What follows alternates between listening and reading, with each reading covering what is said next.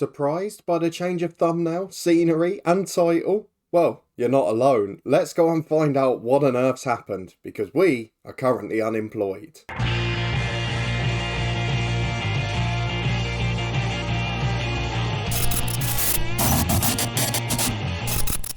Yes, hello and welcome to part 21 of what was Rebuilding Helsingborg with me, Daniel. Of course, as you can see, it's not anymore. We have got to find a new job because we are currently clubless. We'll get to the reason for that in a moment and what on earth has been going on in the last month or so since you were last with me. The good news is we have got job offers and I'm going to decide which one to take today because there's more than one. So if you're looking forward to that, seeing where we're going to be rebuilding next, then please do chuck a thumbs up on the video. Subscribe down below for daily FM22 content from 2 long-term stories. Keep your eyes peeled for Sundays as well. A new mini experiment series is starting this Sunday lunchtime, and you'll also be able to find another episode of Top 3 on Sunday evening as always. So keep your eyes peeled for those. Links to all the key playlists and links up in the eye above. There's also more down in the description below, and you can support the show as a channel member by clicking the join button down there too. But we have got an awful lot to talk about, as I'm sure you can imagine. Last time you were with me, we were managing Helsingborg, and we did manage some games after you were last with me, but we're no longer there. So let's start with that before we get into the rest. First things first, I am devastated to see that they've dropped to third without us in charge. What basically happened in very simple terms is we were applying for other jobs as we had been earlier in the year. You'd seen some of the boardroom interactions we'd had. We had another one where compensation was rejected and the club prevented our application as a result. And we said, look, we want to move on. We want to have the opportunity. They kicked up a fuss. We said, look, we're going to have to resign if you don't do that. And they said, go ahead, which it looks like they're going to end up regretting now. So we were then immediately forced to resign from Helsingborg to pursue other job opportunities. And they have replaced me with Thomas Lagerlof. Now, he was managing GIF Sundsvall in the last year or so, had been there and had turned them around after a poor start in their season. However, the interim period after we left was shocking for the club. So you were with me as we drew with Gardens and beat Valnamo in the last episode. We then drew 0-0 at home to Sirius in a game we dominated, stayed in second place. We also went through the recruitment meeting, started to do some summer transfer work, etc. And then we went. And in the 3 games since, before the new manager was appointed, not sure if he was in place for the AIK game, with a 3-0 defeat at Elfsborg, a 3-1 defeat at AIK, and a 3-1 win at home to Hacken. So actually, where we were complaining about those drop points away from home, we'd drawn a lot of games that were frustrating us. Actually, we seem to be doing a good job on the face of it. They're going into Europe soon, so we'll wait and see what happens there. But they are now third in the Swedish Premier Division, 8 points behind Gardens. And they have collapsed very, very quickly. So interesting to see what's happened without us. I look forward to them throwing away their chances in the league because they've left me with a little bit of bad blood despite a very good stint in charge there. What that has meant though is we've pursued our other offers and lots of jobs have cropped up over the last, 4 weeks since we've been unemployed. And rather interestingly, the job that we were forced to resign over is the lowest reputation club we've been offered a job by. Because if we go to the job centre, we were rejected by 2 Danish giants, which were Randers and AAB. We were offered the job by HB Kurga, but we rejected that one. They were the lowest reputation of the 3 Danish sides that offered us a role. However, the other 4 jobs here, 2 in the Finnish Premier League and 2 in the second tier of Denmark, have all offered us a job, and one of them we're actually listed as the official favourite for. So the job that we were forced to resign over is the one that we applied for in the last episode. That was Venzil. Now they are a side in the Danish second tier who were in the bottom half last season. Their expectations are to be a sort of mid-table team, and I'm not surprised by that. They're a decent side. If we look at the season preview, give you an expectation, they're expected to be in 7th, and Viborg, the other side we've applied for, expected to be 4th. So that's the difference we're talking about there. In terms of club size, Venzil, and I'll apologise for all the pronunciations here, are a 2-star reputation side, but crucially professional. And the key player actually is good enough to get into the Helsingborg side. That's the level we're talking about. Very good player, good centre-half, Burundi international, and I'm sure we could have made use of him. But they were the lowest reputation side, so we chose not to take it. Let's move over to Finland, because I'm going in chronological order here. Ilves have offered us a job as well. Apologies again. Ironically, the favourite here, the leading candidate, is Joaquin Gomez, who most of you won't know the name. He used to be a coach at Luton Town and left with Nathan Jones the first time to go to Stoke. He wants to try his hand in management by the looks of it. And he has been a manager actually across Scandinavia. So it'll be interesting to see if he gets that job, because we're not going to take it.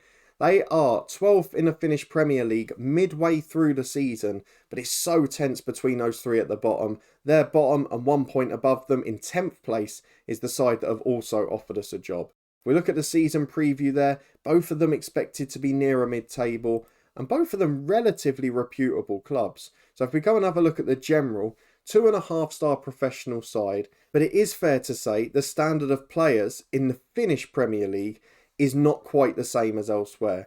The only positive we would have had here is that they have got a caretaker manager who's English, and he is currently one of the coaches there. So that would have been a bit of familiarity. But if you look at their key player as an example, he's not great. Let's be brutally honest. They haven't got a top side. They're the worst of the two Finnish clubs, and the Finnish league is weaker overall. The second Finnish club that then came in with a job offer was VPS. Now that's the one we're officially listed as favourite for. They are a professional side, expected to finish mid-table as we saw. Their captain and vice-captain are decent players. If we go and have a look at their general, they are 2.5-star professional. They'd been promoted and finished 4th last season, and their key player is Juhani Pekarainen. He is a 24-year-old centre-half. You can see it's a step up in quality, but still maybe not the same level we were hoping for. But at the time this job offer came in, I was almost hell-bent on taking it. I thought this was going to be the one, but there's not a huge amount of depth in the squad. There's a lot of average players, and it's a very big team too with some older ones, so might have taken a long time to get to where we wanted. But then the saviour came along, the job that I'm pretty sure I'm going to take. Yes, we've had our chance at Finland in the head coach and now in this save, but let's keep it proper Scandinavian. Let's keep it a proper rebuild. And let's go to Viborg in Denmark. A slightly bigger side that I'm a little bit more aware of in real life as well. Professional, of course, again, 2.5-star reputation. They'd actually been promoted, then relegated, and then finished 4th last season. And they are now going to be rebuilding from this season onwards. Now, the reason I want to take this job is because they are expected in the interview to win the league and gain promotion.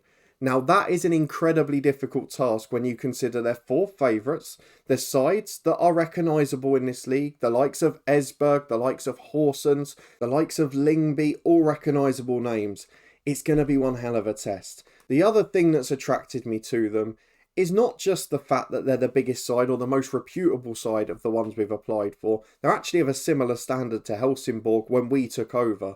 But if we go and have a look at the players here, they did have one very familiar name who unfortunately is now moving on. Jose Angel was always one of the go-to left-backs when you were working on a budget back in FM in the day. But unfortunately he's going to be moving on now. But the players that are left include some very good youngsters and some really talented players. If I put them in value order and just show you a couple of stars. 20-year-old Ibrahim Said as an example. Very good winger. Lots of ability. Lots of potential too. And they've also got some really good imports. So this Justin Lomwick from the Netherlands is a very solid player and versatile as well through the middle of the pitch. Your Nusa, a centre midfielder from Cameroon, I'd argue is probably better than Almajed, looking at Helsingborg. And he's earning more money as well. So we're talking about a bigger league structure. We're talking about bigger finances. And we're talking about a club we can properly rebuild again. Get them promotion back to the top tier. And then try and get them back to where they were in the mid-2000s. Because I'm sure I remember this side playing in Europe at some point. And I'm guessing that might have been around about the time. But a really good club. Lots of quality players. We look at the best youngster as well. There is a little bit of talent in the academy. Maybe not the top level ones that we're looking for. And in a skipper, they've got an experienced Dane with a brilliant mentality too. There are so many little ingredients that I really like about this club. If we look at the off-the-pitch stuff as well, got average or adequate facilities across the board, got a decent 10,000 stadium. Pretty much everything is in place here for us to be a good side and a success at this club. All we've got to do is find a way to win on the pitch first time around. The season starts in how many weeks' time? It starts on the 28th of July. It'll be about 3 weeks from the time we go in because we've delayed all the job offers a week to try and get as many opportunities as possible. But with the big ones in the top tier of Denmark rejected, Viborg is going to be our job. So the first one, Venzil, unfortunately is going to be rejected. We are going to walk away from that one. They expected a top half finish, but they're not in the same league. So unfortunately, the first one is declined. We'll come back just to show you what the other two offers were in a moment. And then, of course, we'll accept the big one. Second job offer, slight increase in wage, but still not going to be the same. And all they wanted to do was battle against relegation. A lack of ambition, a lack of budget, not the one for us. Number 2, we walk away. And here are the other two jobs, which both came on the same day last time. 825 quid again, and a slightly increased budget for VPS. A club that if Viborg hadn't come along, I'd have been very happy to go to, by the way. But we are going to walk away from that one, because our job is Viborg. 775 quid a week. It's a proper rebuild, this one. And even in the club culture, they've sold us on the words, look to build on promotion once you've got there. That's going to be the hard bit on no budget, by the way. But once you've done, look to build and become the top side in Denmark. That should be tough. We're going to have the likes of Midtjylland, Copenhagen, some big teams up there.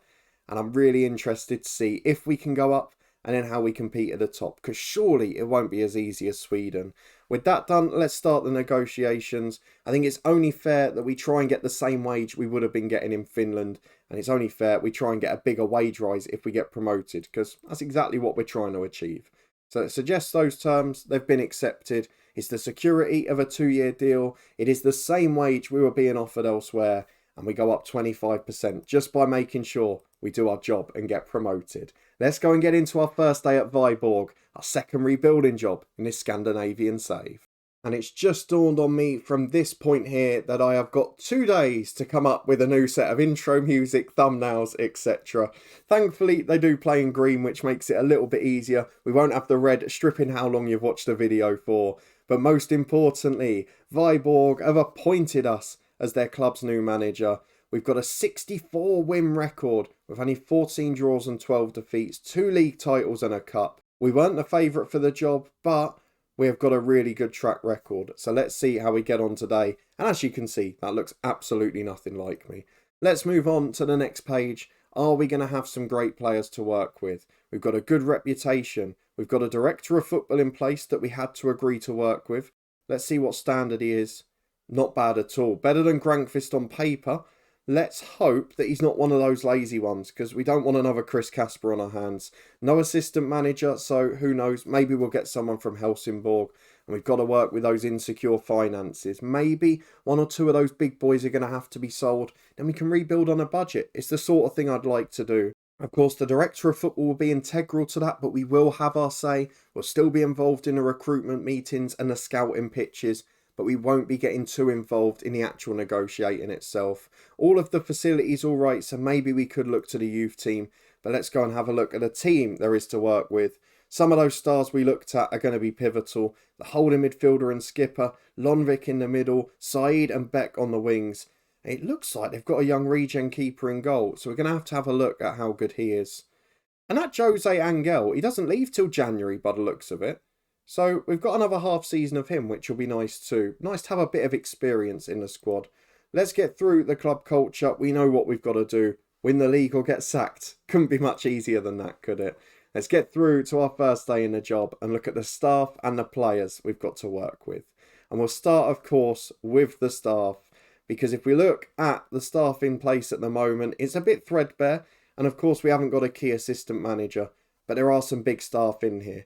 We've got the director of football who we've looked at who's good.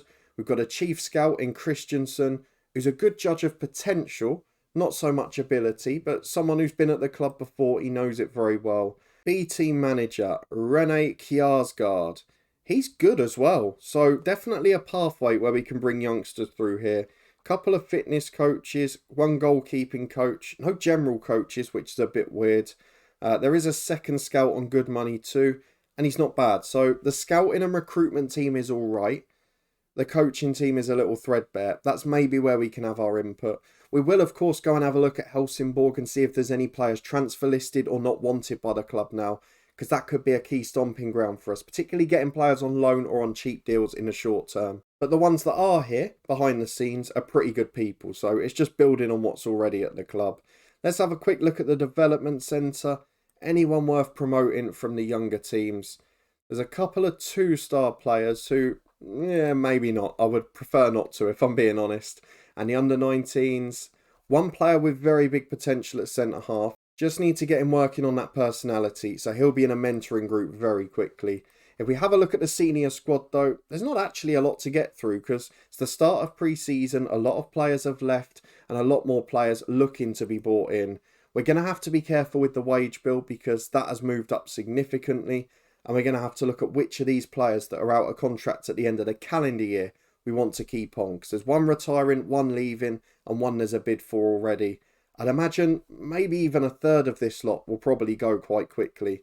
If we have a look at the reports, there is a very big difference in quality across the squad, and immediately that goalkeeper who I saw as first choice there, I think we need to replace. So we've got 3 weeks to get a keeper in, the rest can wait. Let's have a look at the players we've got and we'll put them in position order. So the goalkeeper looks a decent one out the academy, but shouldn't be anywhere near first team football yet. Morten Hansen is a 17-year-old, 1-star ability, big potential, got all the key attributes, got a decent personality. Happy for him to be number 2, but he is not ready yet. That we are sure of. At the back, it looks like we've got a very thin squad, but a pretty good one. We've got 3 defenders who are 3.5 star, and then Jose Angel, the left back we know well. He's here till January, so we've got a bit of time to replace him. He's a solid player. He's almost as good as the 2 that we had at Helsingborg, and certainly better than the ones we had in the second tier.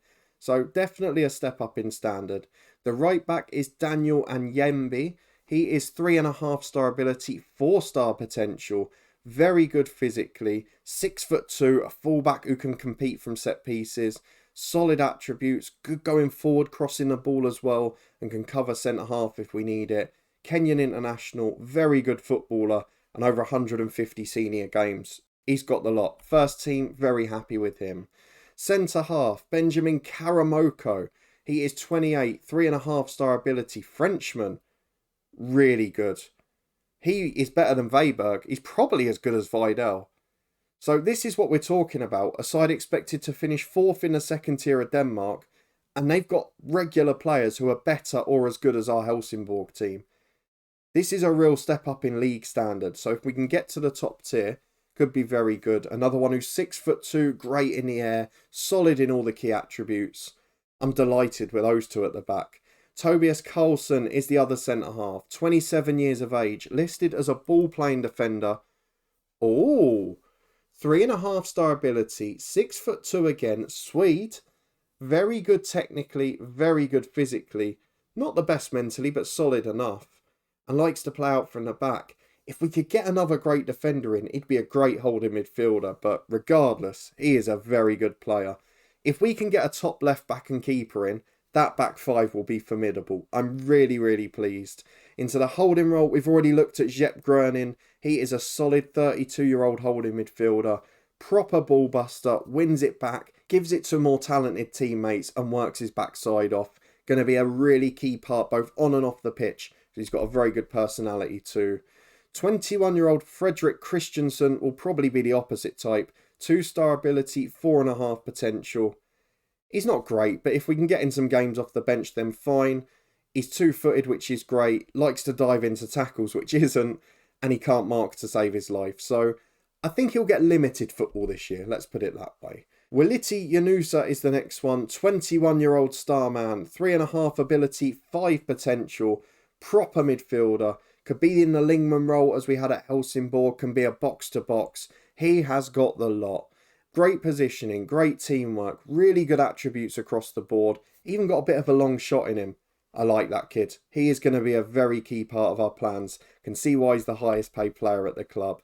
Jakob Bonda is a 29-year-old centre midfielder. He's 3.5 star ability too. Can play holding role or centre half. He's left-footed. Across the board, just a very solid footballer. Not got any real standout attributes, but again, 6'1", imposing physically. Looks like we're going to have a pretty big team here. On to Justin Lomvik, who is 4-star ability, 4.5 potential, 23-year-old centre mid and attacking mid. If there's not great wide players, I'm edging to a diamond already, I can tell you now. £1.5 a week seems a steal. Very determined, very good going forward. Maybe not the best player technically, but again, the physical stats are great. He's got the height, he's got the power. He's also got the passing range of all of the technical attributes to have. Likes a long shot, works incredibly hard, and good anticipation. Proper number 10 stats, those. On to Felix Michael, who is 3-star ability, 3-star potential, 28 years of age, Lebanese international. Now, him I'm a little bit more worried about. He's a natural centre-half at 6'4" as well. Now, that's changed my opinion. I was about to say, for the money he's on, we could probably sell him. He's one of those out of contract at the end of the year, so I'll try and tie him down to a lower deal. If not, we might sell him, but I could see him playing centre-half. I could see him being a backup player in midfield. He's a very good player to have for the bench, but probably not a starter. And for the second highest paid player, that isn't ideal. Let's move on to Lucas Ernborg, who is a 2-star left midfielder at 20 years of age. Solid player, okay for the bench, but not going to be a first teamer. Can play off either wing though, which is good. Tobias Beck is a 4-star ability left or right winger at 21 years of age. Natural off both sides. Not the quickest, which is weird, but very good technical ability, very good mentally. He's actually just a really solid player, and having come through the academy, played over 100 games already, we've got to make him a key part of what happens moving forward. Maybe one we could look at as a striker as well, because he's accomplished up there, he's 6'2" yet again, and he has got that frame and the finishing ability, so that might be something we can look at. Ibrahim Saeed is a 4-star ability Nigerian winger. The penultimate man is a very good one. Do you know what I like about him? Proper winger. Great crosser, great technique, brilliant pace, good off the ball, good work rate, runs up and down the line, gets crosses in, is solid enough defensively to help going back. He's a proper player, isn't he? Ironically, he's the only one who's got the player trait shoots from distance, and he's got one of the worst long shot ratings in the team, albeit still not a bad one. The only thing we've got to bear in mind is he's wanted. For some reason, he's transfer listed. I think it's because he's got a year on his contract, but if we can get big money for him, maybe we take it and play the diamond. If not, he'll be a key player off the right wing. And the final man is probably saving a bit of an underwhelming one till last. 2-star ability, 34-year-old forward, Mikael Bowman.